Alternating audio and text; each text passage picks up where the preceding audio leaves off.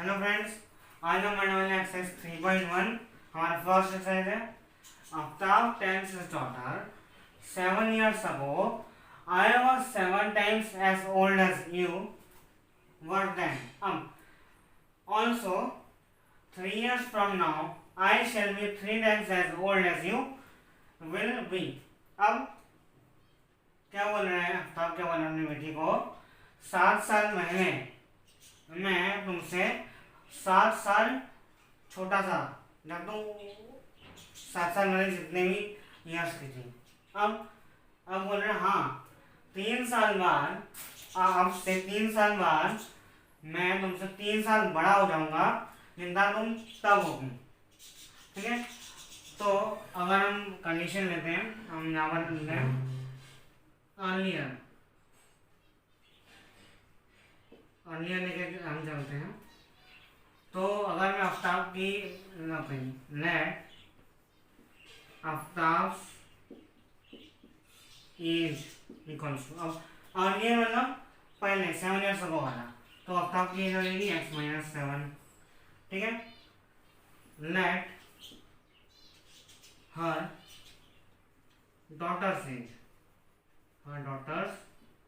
As, अब 7 साल पहले उसकी भी 7 साल कम होगी तो y-7, लेकिन आफ्ताब बोल रहे हैं 7 टाइम ओल्ड था तुमसे, तो हमें 7 टाइम ज़्यादा हो जाएगी इसकी एज।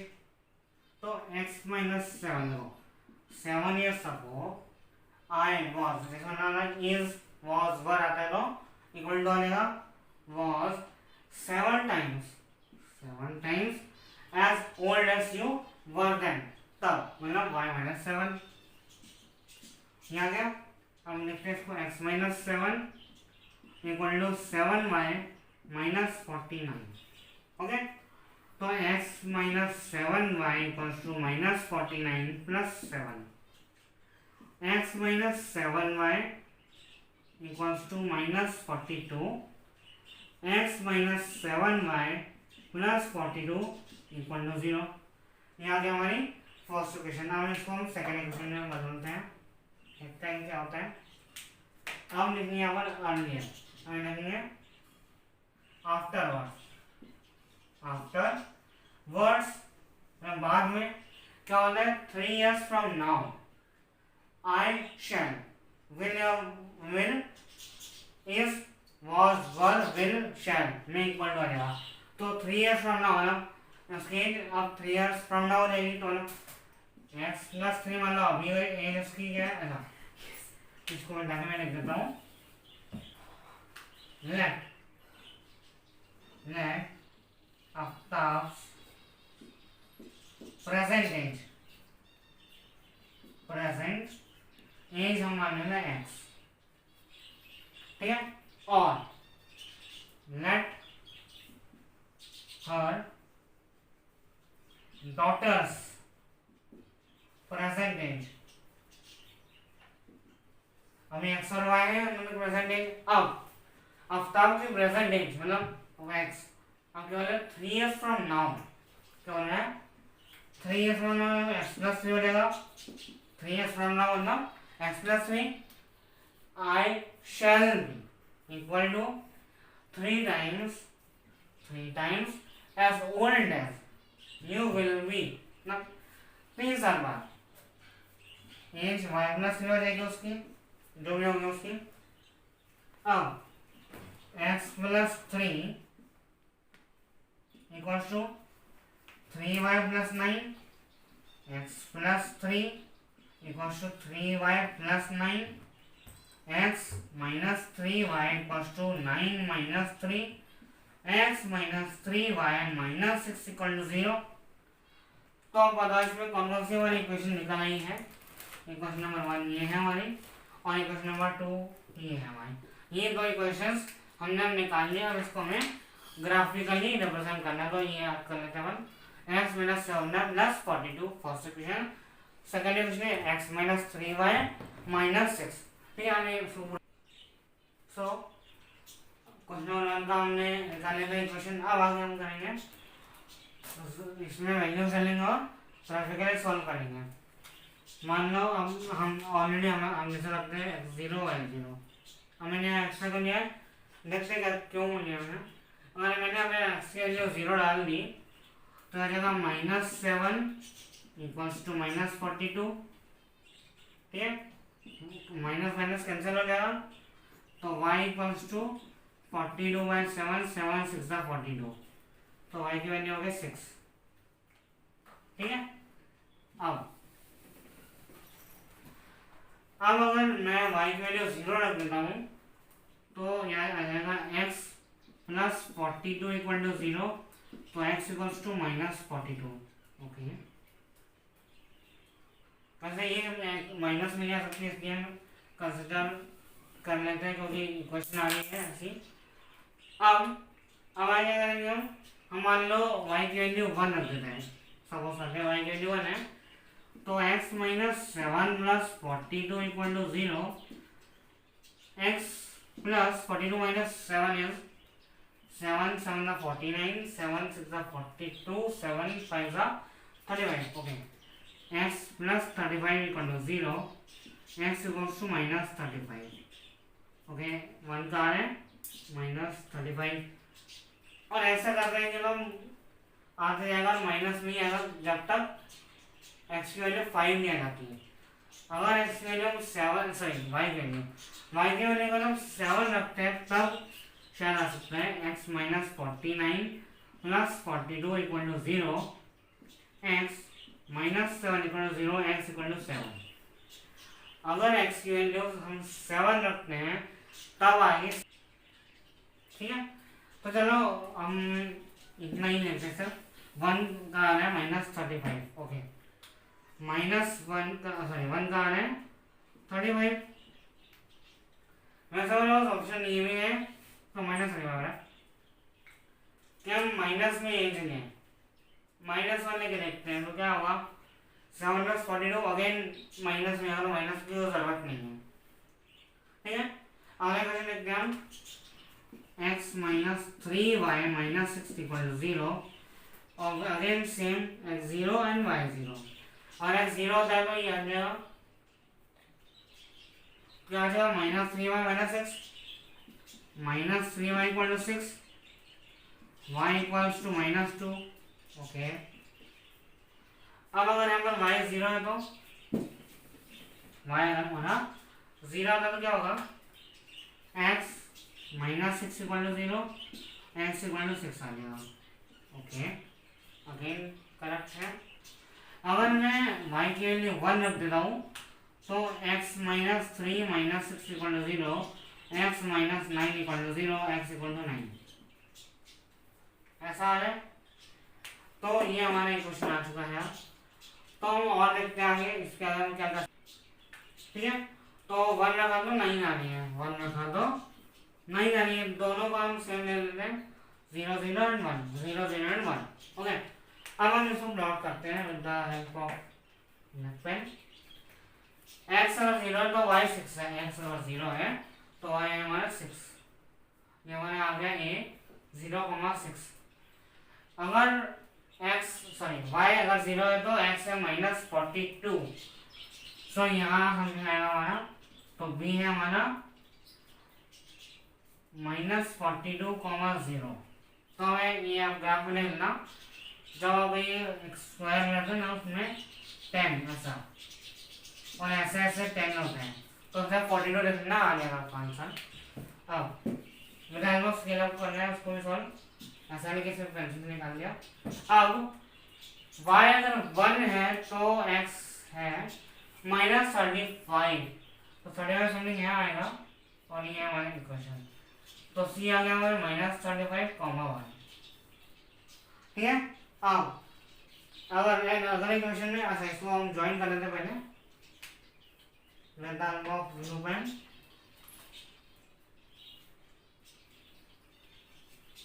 मेरा लाइन थोड़ी टेढ़ी आएगी लेकिन ऐसे आएगा, समथिंग लाइक दिस, ओके।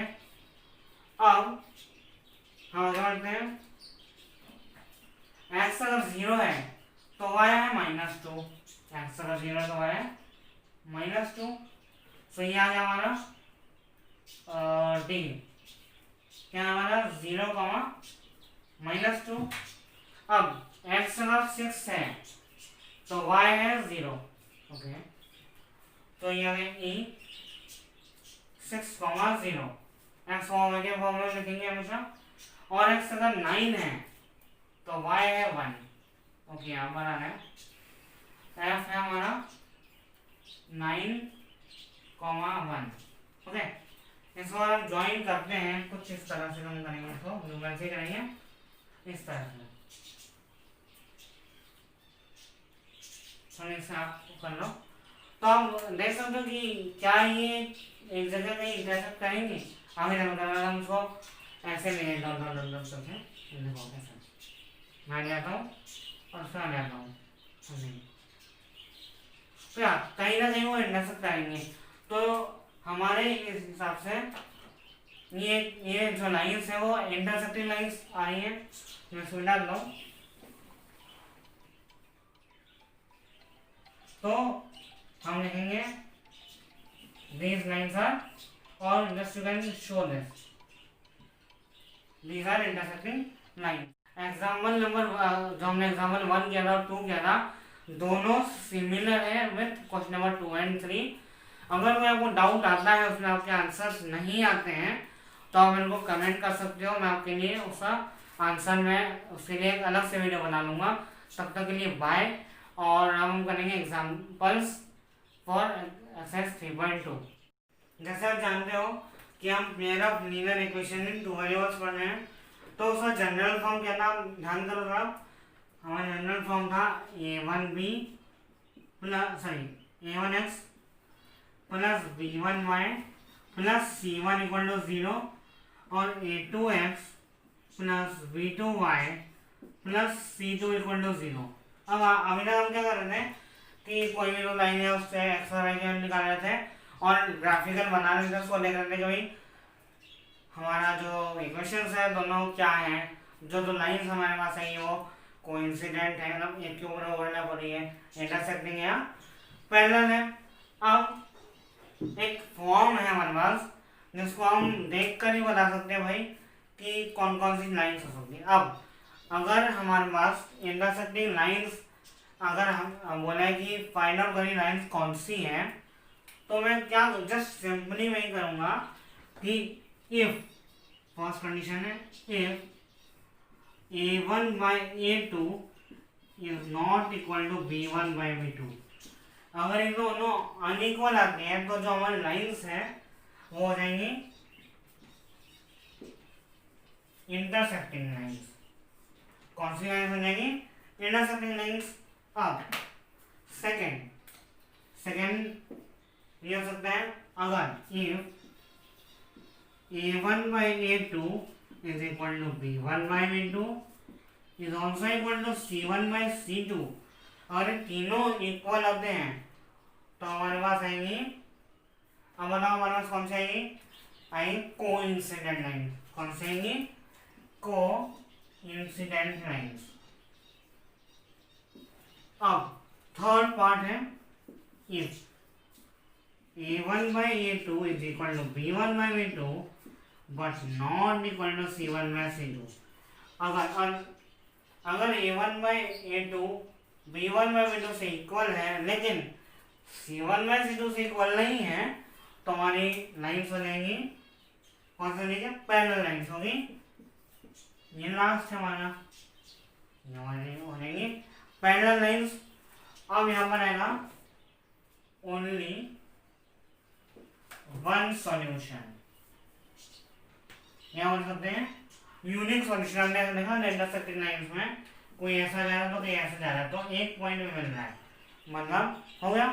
अब ये तो फर्स्ट पॉइंट हो गया। अब सेकंड पॉइंट का बोलता हूँ, सेकंड पॉइंट है infinitely many solutions. Infinitely many solution, इसमें बहुत सारे सॉल्यूशन मिल सकते हैं। देखो ये एक लाइन है, ये एक लाइन है। अब हमें नहीं पता ना कि कितने सेंटीमीटर की है, कितने डॉट्स आएंगे इसमें, नहीं पता। अब पैरेलल में दो लाइन्स अलग अलग है, ऐसे ऐसे है, तो अब पता तो कहीं भी है लाइन जोड़ रही है, इंटरसेक्ट हो रही है, या एक के ऊपर एक आ रही नहीं आ रही, अलग अलग आ रही है, तो इसमें सॉल्यूशन नहीं होगा। तो इसका होगा हमारा नो सॉल्यूशन। अब हम बढ़ते हैं अगर आगे वाले आने वाले एग्जांपल्स में। अब ये पूरी एक्सरसाइज, पूरी की पूरी एक्सरसाइज इस मेथड में ही डिपेंड करेंगे, ठीक है। चलो अब बढ़ते हैं हमारे, अब हमारे एग्जांपल नंबर 4 है, check graphically whether the pair of equations x plus 3y equal to 6 और 2x minus 3y equals to 12 consistent है। कंसिस्टेंट मतलब या तो इंटरसेक्टिंग लाइंस में मिलेंगे या इनहेरेंटली मेनी सॉल्यूशंस। चलो देखते हैं हमारे जो फॉर्म दिया था हमने,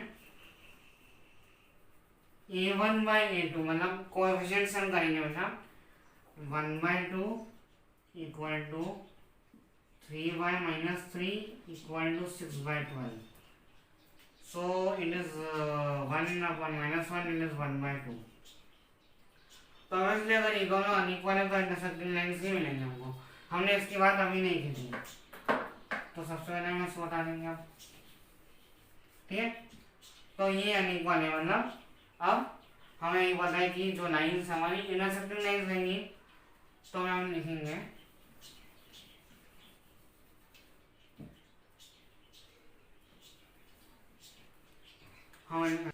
ठीक है। अब as from a1 by a2 equals to b1 by b2 is not equal to b1 by a2, यहाँ से हमें लगता है कि the lines will be intersecting lines ही होंगी। तो ऑब्वियसली हम बनाएंगे क्या, टेबल बनाएंगे हम। ये हमारा बन का टेबल छोटा सा, x y putting x 0 y 0 for the second equation, x y putting x and y 0, ठीक है। अब अगर हमारा x 0 होता है तो y इक्वल टू 6/3 मतलब y 2 आ जाएगा, ठीक है। अब y 0 है तो x 6 आ जाएगा, ओके। यहाँ पर अगर x 0 है यहाँ पर तो क्या होगा, y इक्वल टू 12/-3 तो -4 आ जाएगा हमारा आंसर। और अगर y 0 रखते हैं हम तो 6 आ जाएगा, ठीक है। अब इसका ग्राफ बना लें, अब इसका ग्राफ बनाएंगे, ये ग्राफ कैसा बनेगा इसका, ठीक है। 1 2 3 4 5 6 1 2 3 4 5 एंड 6। हमें और माइनस में वैल्यू आई है, ऑब्वियसली वाई क्या आई है, तो 1 2 3 4 5 6, ठीक है। तो ये तो यहाँ मैं लिख देता हूँ, ओके। ब्लैक पेन से मैं नहीं ब्लू पेन से लिखता हूँ, 1 2 3 4 5 6 1 2 3 4 5 and 6 -1 -2 -3 -4 -5 and -6 लिख देता हूँ। अब यहाँ पर मैं आपके ब्लैक पेन से मैंने मार्क करूंगा और फिर लिखूंगा। तो अगर x 0 तो y है 2, तो यहाँ आ गई हमारी x 0 तो y 2 होते हैं, ये आ गया, यहाँ हमारा ये आ गया है 0,2। और अगर y 0 तो है x 6 y 0 तो है 6 होगा, सॉरी। और x 0 है तो y 2 है यहाँ, ठीक है। ये आ गया हमारा 0,2। अगर x 6 है तो y 0 है यहाँ पर, तो आ गया b 6,0। अब अगले इक्वेशन के लिए हम देखना चाहिए, इसको ज्वाइन कर देना मैंने, ये मैंने बस बोर्ड है, मैं इससे ज्वाइन कर रहा हूँ इन लोगों को।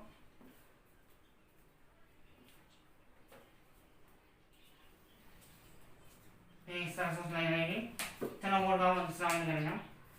अगर x 0 -4। यहाँ आएगी मेरी इक्वेशन, क्या आएगी इक्वेशन 0, -4। यहाँ गई मेरे सी, और अगली इक्वेशन यही है, यहाँ पर क्या आएगी, डी आएगी 6, 0। मैं ज्वाइन कर देता हूँ। अब बताओ, यहाँ में अगर एक्सटेंड करूंगा मैं ऐसे इंटरसेक्ट होकर जाएगी, तो 6, 0 में इंटरसेक्ट होकर जा रही है, ठीक है। तो हमारा पॉइंट या फिर हमारा इसका सॉल्यूशन क्या है, x 6 है और y है 0।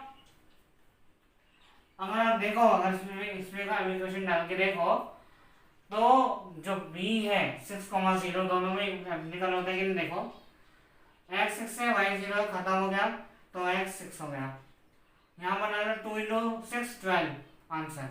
तो इस तरह से हम इक्वेशन का आंसर भी निकाल सकते हैं और वैल्यू भी निकाल सकते हैं। तो हमारे यहाँ पर आंसर क्या होगा, ये कंसिस्टेंट है, कंसिस्टेंट है, तो ये इंटरसेक्टिंग लाइन है। And to the answer to this question, तो मैं यहाँ पर लिखूंगा answer in 6, 0 is the answer of this equation, ठीक है। अब एग्जाम्पल नंबर 5 की ओर। अब एग्जाम्पल नंबर 6। आपको मैं क्वेश्चन नीचे यहाँ पर आपको स्क्रीन में लिखा है, Chamba went to sale to purchase some pants and skirts. When her friend asked how many of each she had bought, she answered, अब हम पहले इसका आंसर लिखते हैं, let number of pants equal to x और skirts हम ले लेंगे y, है number of points are x and number of skirt are y। अब आगे क्या लिखा है देखते हैं, the number of skirt is 2 less than the twice number of pants purchase. The number of कितना स्कर्ट, ठीक है, द नंबर ऑफ स्कर्ट मतलब y, the number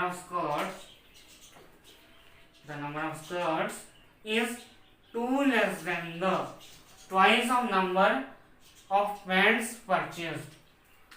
The number of skirts is 2 less than the twice of the pants. मतलब twice of the pants मतलब 2x, twice of the pants purchased कितने हैं, 2 less than में तो -2 आ जाएगा। अब आगे क्या बोल रही है वो, the number of skirts is 4 less than the number of pants purchased. Also, the number of skirts बोलनी मतलब number of skirts मतलब y. The number of skirts is equal to 4 less than the is 4 less than the 4 times. Is 4 less than the 4 times the pants purchased. 4 times of pant purchase मतलब 4x, और क्या बोले 4 less than भी है तो -4 आ जाती है। अब आगे क्या बोल रहे हैं, help our friends to find how many pants and skirts Champa bought. जो हमारे चंपा दीदी है उन्होंने बोला कि जो नंबर ऑफ स्कर्ट्स हैं वो डबल है और 2 कम है। क्या है, डबल है और 2 कम है। और हाँ, जो स्कर्ट्स मैंने ली है वो 4 गुना भी है और 4 कम भी है।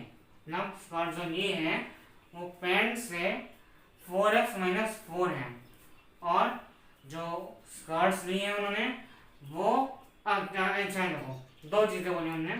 चंपा दीदी ने बोला कि जो हमने स्कर्ट ली है वो डबल -2 है, मतलब 2x - 2 है।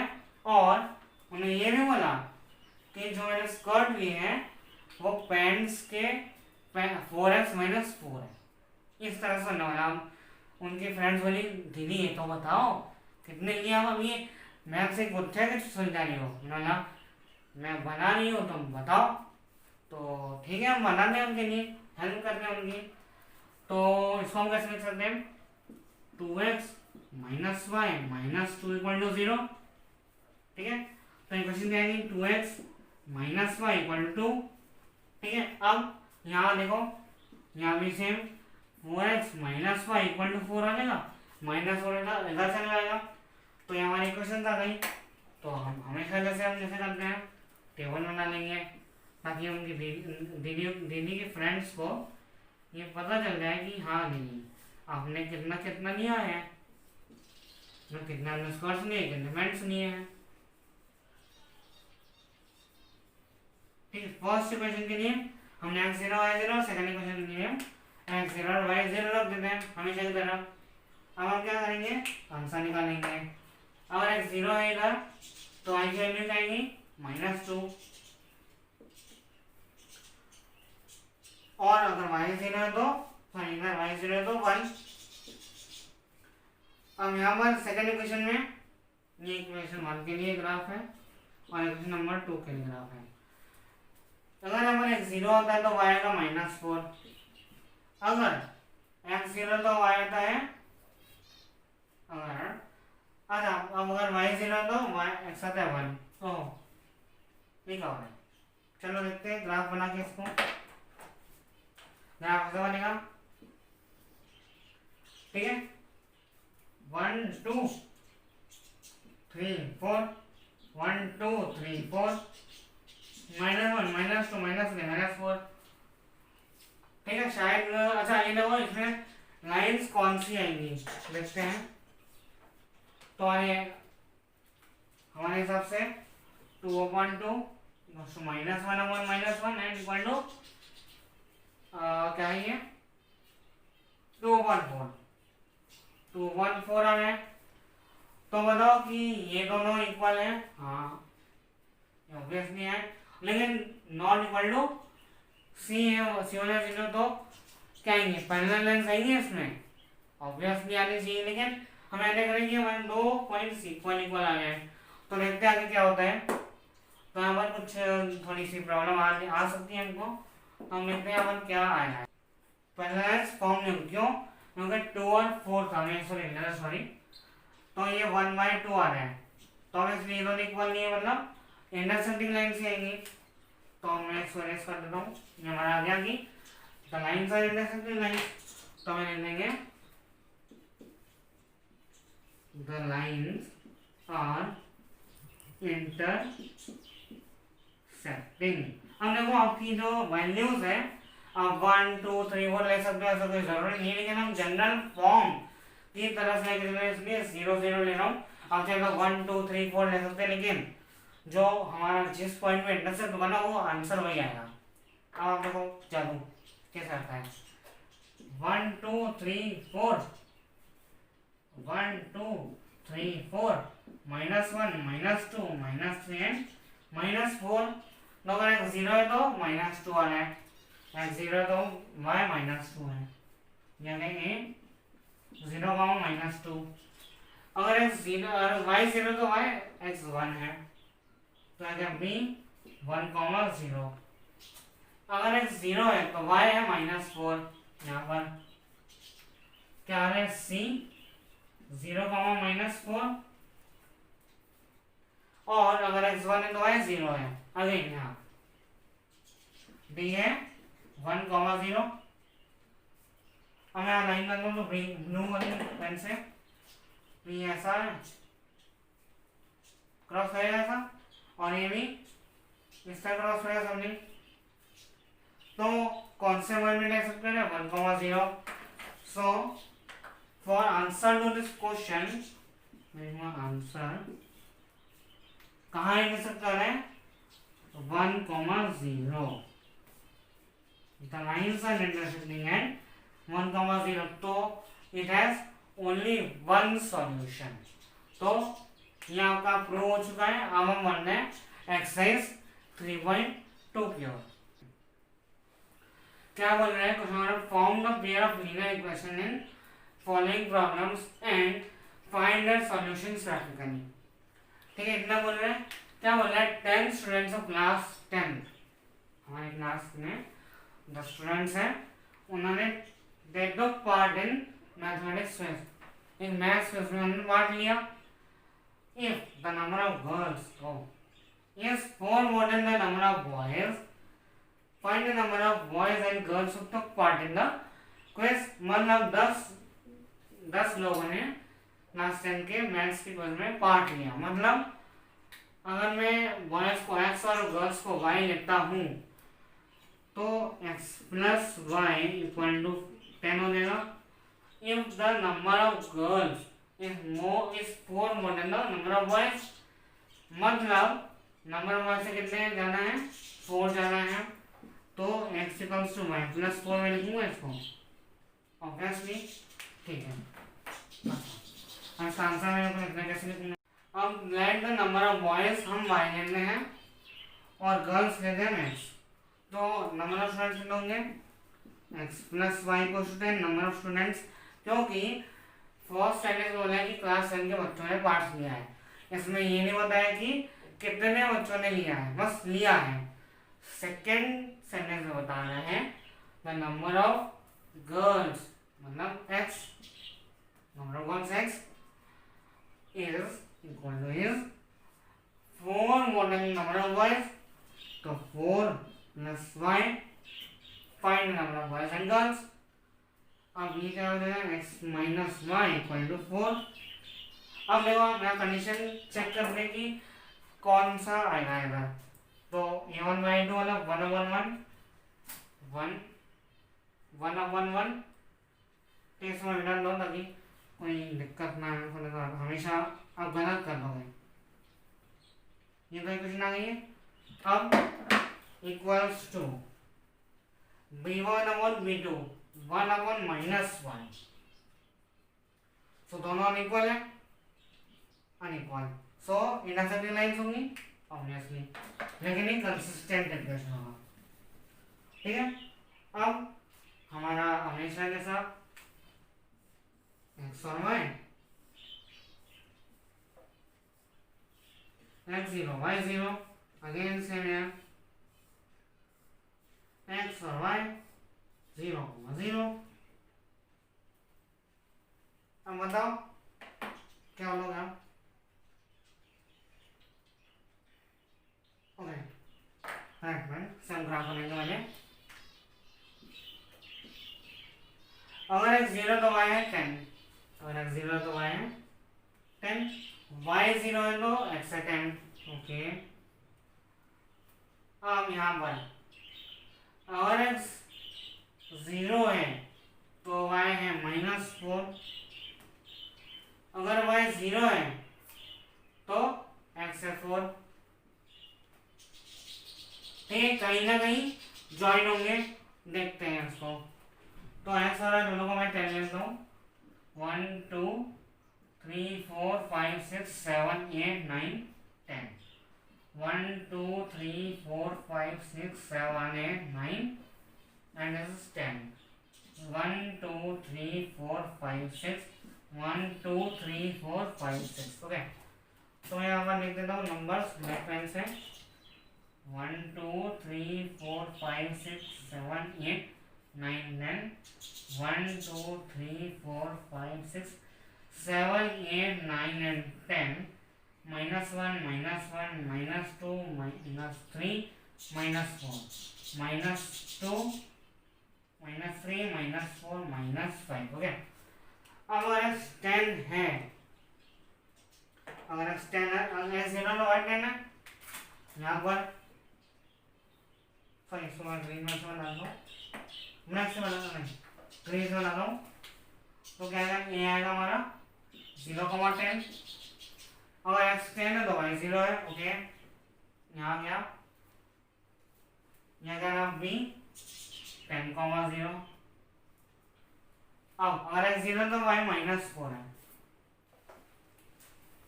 c 0,-4 और d अगर x4 है तो y है 0. Okay,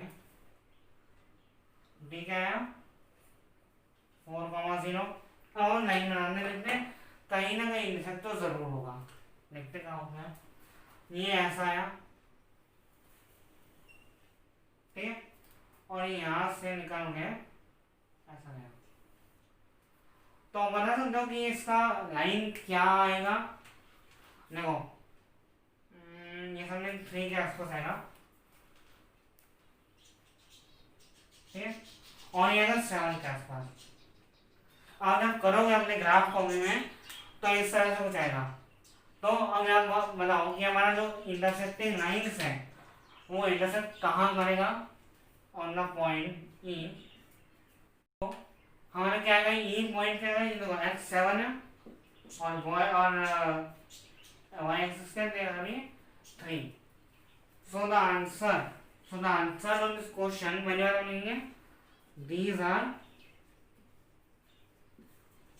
intersecting lines.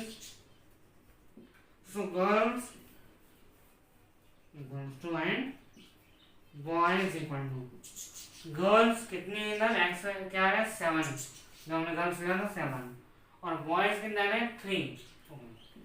So this is the answer to your question. Question number 2 आपका होमवर्क रहेगा और हम करेंगे क्वेश्चन नंबर 2 से, अगली वीडियो में हम क्वेश्चन नंबर 2 से स्टार्ट करेंगे।